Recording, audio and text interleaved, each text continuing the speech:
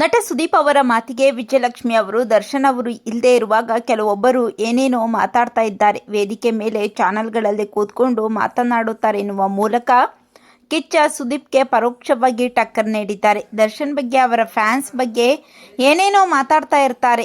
ದರ್ಶನ್ ಅವರು ಬಂದಾಗ ಬೆಂಗಳೂರಿನಲ್ಲಿ ಇರ್ತಾರೋ ಇಲ್ವೋ ಅನ್ನೋದೇ ಗೊತ್ತಾಗೋದಿಲ್ಲ ಎನ್ನುವ ತಿರುಗೇಟು ಕೊಟ್ಟಿದ್ದಾರೆ.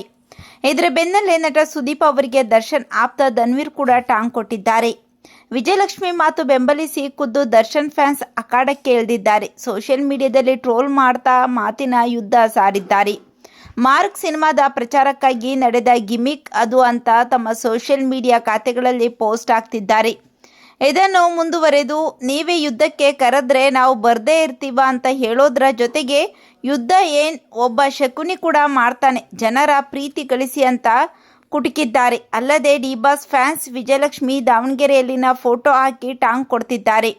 ಇನ್ನು ಕೆಲವರು ಡೆವಿಲ್ ಸಿನಿಮಾದಲ್ಲಿ ದರ್ಶನ್ ಮಾಸ್ ಲುಕ್ ಫೋಟೋವನ್ನು ಹಂಚಿಕೊಂಡು ಸುದೀಪ್ ವಿರುದ್ಧ ಮಾತಿನಲ್ಲೇ ಟಾಂಗ್ ಕೊಡ್ತಿದ್ದಾರೆ. ವಿಜಯಲಕ್ಷ್ಮಿ ಬೆಂಕಿ ಮಾತಿಗೆ ನಟ ಧನ್ವೀರ್ ಕೂಡ ಶಬಾಷ್ ಎಂದಿದ್ದಾರೆ. ದರ್ಶನ್ ಜೊತೆಗಿನ ಫೋಟೋ ಹಂಚಿಕೊಂಡು ಕಾಡಲ್ಲಿ ಸಾಕಷ್ಟು ಪ್ರಾಣಿಗಳು ಇರ್ತವೆ, ಆದರೆ ಆ ಕಾಡಿಗೆ ಒಂದೇ ಸಿಂಹ ಇರುತ್ತೆ ಅಂತ ಡೈಲಾಗ್ ಮೂಲಕ ಪರೋಕ್ಷವಾಗಿ ಟಾಂಗ್ ಕೊಟ್ಟಿದ್ದಾರೆ. ಸದ್ಯ ಫ್ಯಾನ್ಸ್ ವಾರ್ ಎಲ್ಲಿಗೆ ನಿಲ್ಲುತ್ತೋ ಅನ್ನೋದನ್ನು ಕಾದು ನೋಡಬೇಕಿದೆ. ಧನ್ವೀರ್ ಮಾತಿನ ಬಗ್ಗೆ ನಿಮ್ಮ ಅನಿಸಿಕೆಗಳನ್ನು ಕಾಮೆಂಟ್ ಮಾಡಿ ತಿಳಿಸಿ.